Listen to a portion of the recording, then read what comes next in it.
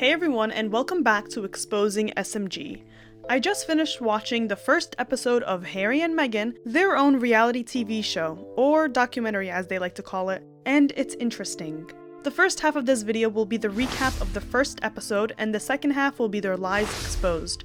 I have video chapters assigned if you want to skim through them. As always, like and subscribe for more content, please share this video if you enjoy it, and follow us on our social media. Okay, let's get to the bottom of this. Recap and review. This episode aims to show you how Meghan and Harry met, which is funny since they lie about that here, but I'll get to that later. They also spent a lot of time talking about the late Princess Diana, and the majority of this episode is Harry talking and almost saying what Meghan wants him to say. Instead of having her speak for herself, he explains how she was feeling, why she did what she did, almost as if he was trying to justify her argument and give her credibility since she doesn't have any. One thing the episode shows me a lot about is the dynamic of their relationship, and if anything, it makes me sympathize with Harry because it's clear that he is a man that hasn't healed from his trauma, and sadly, it's kind of obvious that Meghan has utilized that trauma against him. It's clear as day, her wording, her technique in the relationship, it's like she took a master class on how to manipulate someone one-on-one. Let me know if you guys would be interested in a video on the psychology of Meghan Markle. Now this episode opens up with a disclaimer that every interview was finalized by August 2022. Why? They don't want this to backfire on them considering the Queen passed away in September and Meghan was seen crying at Her Majesty's funeral, so it would be quite shameful if they were recording for their reality TV show while supposedly mourning the monarch. Do I believe that? No. I think they revised the show following the Queen's passing, and it's not like they care since the first 3 episodes dropped 3 months after her death. They then show us a video from March 2020 of Harry at the London airport, talking about how no one knows this side of the story and how they just finished royal stints for the last time ever. It then cuts to Meghan in Canada while Harry was still in London, saying, "I don't even know where to begin," and then she starts crying. Isn't it funny how they were taking footage in real time? It's almost as if they planned to release this footage in a strategic way. They claimed they wanted privacy at the time, and yet here they are recording themselves and their feelings in real time. To dispute this argument they know that was going to come up, they said that apparently a friend, their publicist, told them that they should record these video diaries to understand what they're going through. Liar! Really? Most people go to therapy, not record video diaries. Do you guys record video diaries when you're going through something? I mean, I know vloggers do because they know that they need to utilize the footage later on, and it seems like the same thing is happening here. Meghan then says, by not standing for something, they're destroying us, assumingly talking about the royal family. I don't know what she wanted the family to do, it's not their fault that she's not likable and her own past demons were exposing her to the media. Look at what happened to King Charles when the affair got exposed back in the day. He was dragged and is still dragged to this day. They can't censor everyone, they just do their royal duty and get on with their lives. This isn't some Lifetime movie. Harry and Meghan are then shown footage from a 2015 Meghan interview where she's asked Prince William or Prince Harry and she says, "I don't know." And here they're trying to dispute the story that Meghan plotted and planned to get Harry. The whole episode was a big PR bandaid. Pretending Meghan didn't know who they were even though she wrote about having princess dreams on her blog, The Tig, and a childhood friend exposing her fascination with Diana, and she was well aware of who Kate Middleton is. But I think at this point she's still trying to fool Harry, who's still buying her act because he says, "Again, it just shows how little you knew. How little you knew. How little you knew. How little you knew." Sure. This part seemed so scripted I had to hold back the cringe. Is Harry trying to convince us or himself that she didn't play him? He then says, "This is a great love story." If you have to say something is a great love story, maybe it's not that great after all. Usually people who describe others say that, but if you're describing yourself, it kind of defeats the purpose, buddy. I feel for Harry throughout the episode because it seems like he's a victim of Stockholm Syndrome. You know, when you sympathize with your kidnapper? The episode shows you the power levels in the dynamic, and Meghan, as always, is in control. She even has him believing that she sacrificed everything to be with him. Sure, Jan. He literally says that. Harry, she didn't have much going on for her. She was on a cable TV show with no other future plans, but the documentary tries to make it seem like she had this whole career. She did not. and when she met him, she was completely free to travel all the way to the UK to see him while he was stuck with royal duties. She was also trying to make new connections to see what was next for her after Suits, and ruining a poor, traumatized man's life was at the top of her list. Meghan claims that she made this documentary because no one has any sense of who you are. Newsflash, if you have to keep proving who you are instead of letting your actions do it, then that says a lot. The episode does a lot of trying to paint Meghan as this normal, humble mom who just wants to feed chickens and pick out roses from her garden. They tell a story about how Harry was late to their first date and Meghan thought that he was one of those ego-filled guys, and honestly the whole thing seemed super scripted. They also lie about how they met, but I'll get into that later on in the video. Meghan says that they were childlike together, and that was a big red flag for me because that's another seduction trick that she used on him. As someone who feels like his childhood was ripped away from him because of the media and the trauma of his mother's death, it's like Meghan capitalized on that by portraying herself as this childlike adult that's here to take his pain away. Throughout the episode, we see that Meghan is the one taking the pictures on the first date, during the romantic getaway in Botswana, screenshotting them on FaceTime, and so on. She's the one always recording him, collecting footage, and building her story. At some point in the episode, it seems like Harry tries to shade his older brother Prince William and Catherine Middleton by saying that he didn't want to marry someone who fits the mold of the royal expectations, and he wanted to make decisions with his heart, not his head. Does anyone else feel like he's so slimy to throw William under the bus? You know, William is also Diana's son. He didn't choose to be the firstborn.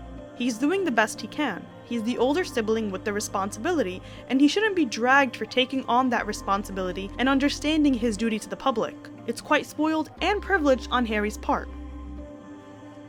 They say that they were giving the advice, assumingly by the royal family, don't react, don't feed into it. Which is pretty good advice, and I'm sure if they listened, they would have had a better turnout. Instead, we see how much they fed into it and how much content they have given everyone, especially the media. I can make like 30 videos on them alone, thanks to them providing the content. They also use a lot of footage of the royal family, specifically the late Queen's coronation. So essentially, they are using the royal family. Harry then talks about how every royal building has press offices to make sure there is good publicity about the royal family.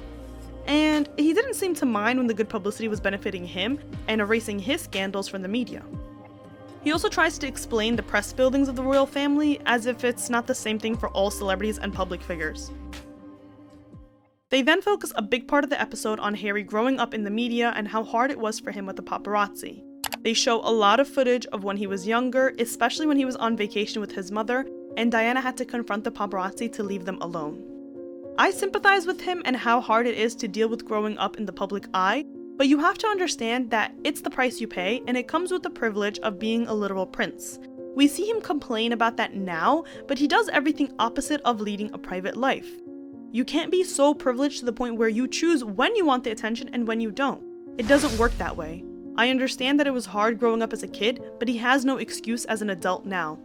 If anything, this just shows me how traumatized young Harry was and how much leverage he gave Meghan to aid in his paranoia. To burden him with the, "he promised he would keep us safe" line that she kept feeding him throughout the episode. Blindly manipulating someone like this and making it seem like your life is on the line when you're the one calling the paparazzi and doing everything you can to get attention, it's cruel. Harry emphasizes throughout the episode that he can't believe he found someone who would accept him for his baggage. You really can't believe that there are thirsty American actresses in the world that would do anything to benefit from your life and fortune? Really? Like, she really has him in a trance and has him completely whipped and vulnerable. It's not like he's some hobo on the street. He also said that he's terrified that the media would draw Meghan away from him. Meanwhile, Meghan is who's planting stories in the press and giving the media something to talk about. Maybe Harry needs to watch my videos. They talk about their Botswana trip where Finding Freedom writes that they stayed in luxury tents, and Meghan made it seem like it was $20 Walmart tents that they stayed in with the way she was talking about it.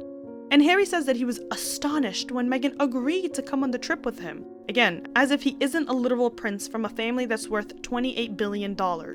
He said, "This woman, who I've only met twice, she's coming." Red flag, but who are you going to preach to? They revealed something interesting, and that was Meghan had this 2-week rule where they had to see each other, and when he got busy and couldn't come, which he told her, she said that it was easier for her to fly to the UK and be under the radar for him. Now I find this interesting because it's like she trapped him in the beginning by making it seem like she was busy and had to leave their date after an hour. But when he was already smitten, that's when she got all this freedom to fly all over the world for him. And when he would bring her on palace grounds in 2016, guess what? She was recording him and taking pictures.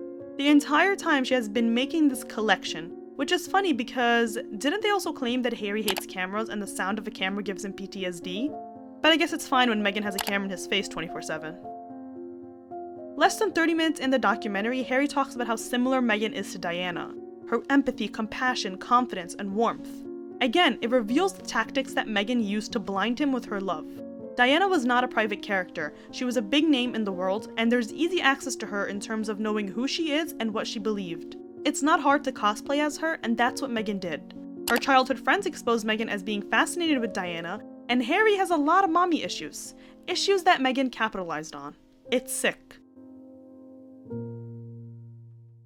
They show us Meghan showing Archie a photo of Diana and basically a bunch of footage of the kids. And I find it interesting that she's giving the footage during a Netflix doc, because she claims she didn't want to exploit her kids, right? Then why are you exploiting them now? Most celebrities that don't want to exploit their kids still block out their faces on social media till this day. And yet, Meghan continues proving how she likes things being done on her terms. They focus a lot on how bad the media was to Harry when he was growing up, following him around, swarming him. He even got into a bunch of fights with them, and it's hard. What I didn't like in this episode was how they tried to use the hardships that Diana, Harry, and Catherine went through with being swarmed by the paparazzi, and they tried to paint that as something that is happening today and as something that happened to Meghan and Harry. It's not. That was a different world. There is no sort of paparazzi frenzy like that anymore, not even in Hollywood. I've talked a lot about Britney Spears and what happened to her because of the media, and again, that doesn't happen anymore. That late 90s, early 2000s frenzy doesn't occur, and it sure as hell didn't occur to Meghan and Harry, as we've seen with their lack of paparazzi footage. So yes, the past was hard, but the past is not your present, and it was not the case for Meghan and Harry.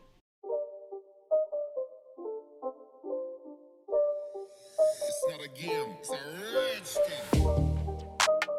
They end the episode talking about how the royal family doesn't actually have any freedom of religion, job, and blah blah blah blah blah, which honestly made me respect them more because it's true. They are tied to this strict lifestyle that comes with being public servants, and they understand that. It's not like Catherine married William and then started acting funny when there were certain expectations of her. Something Meghan is doing. Meghan then says that she was petrified of what would happen when the news would break. Yet she was the one calling the paparazzi. It's ridiculous. So that's the recap. Let's get into the lies. Here are 5 lies they said in episode 1. Lie number 1.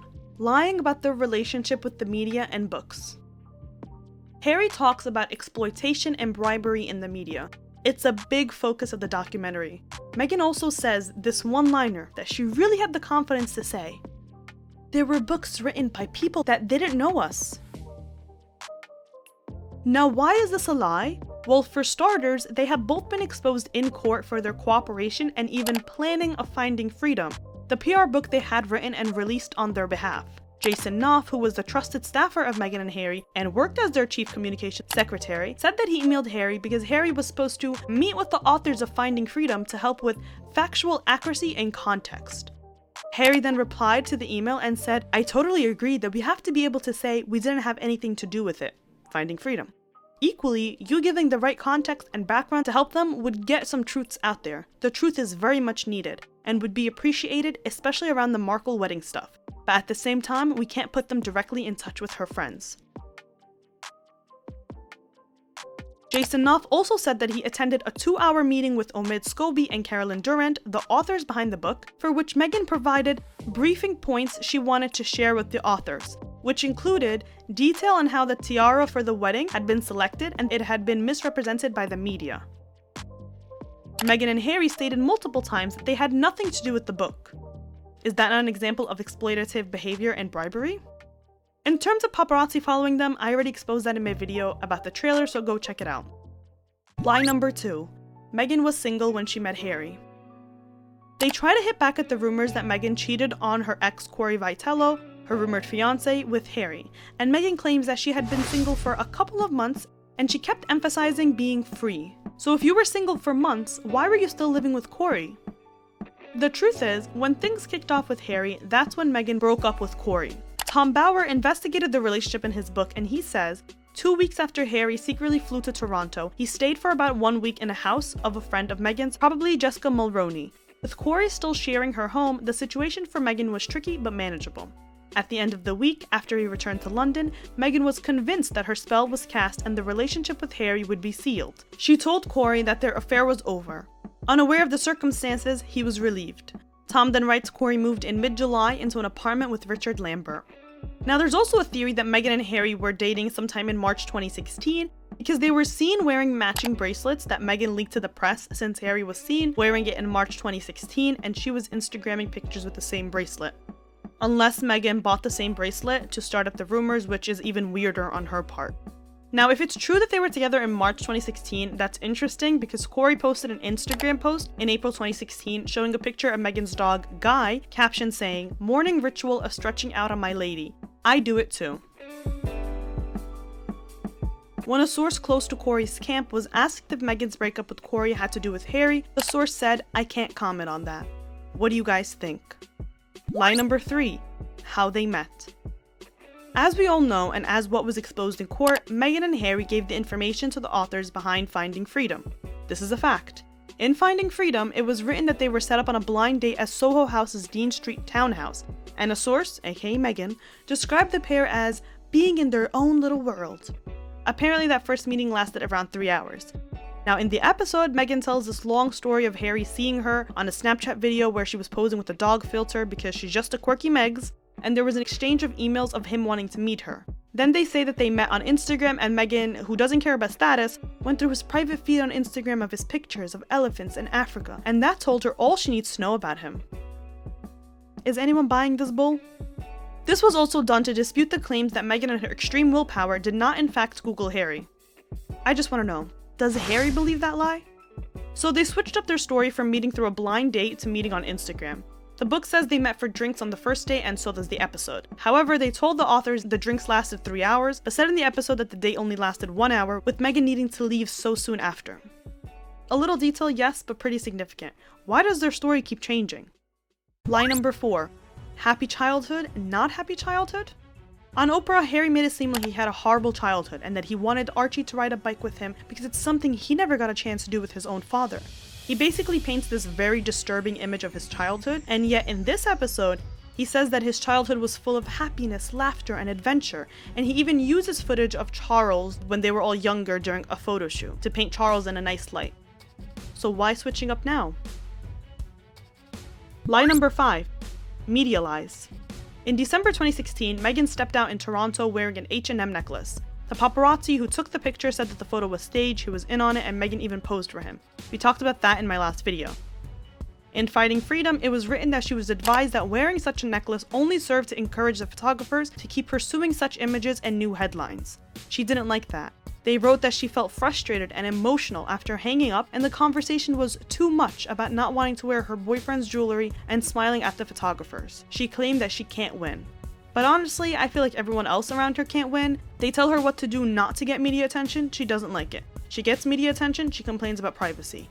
What a nightmare. Now I included this part of the lies portion because they spent a lot of time talking about how private 2016 was for them and how scared Meghan was of making their relationship public. But the only thing that's scary was how easily Meghan can lie when there's so much evidence against her. Anyway, this wraps up episode 1. If you guys enjoyed this video, let me know. Did you guys like the recap portion? And would you like me to continue doing recaps of the episode? Let me know. Like and subscribe for more content, share this video if you enjoyed it, follow us on our social media, and as always, I'll see you next time.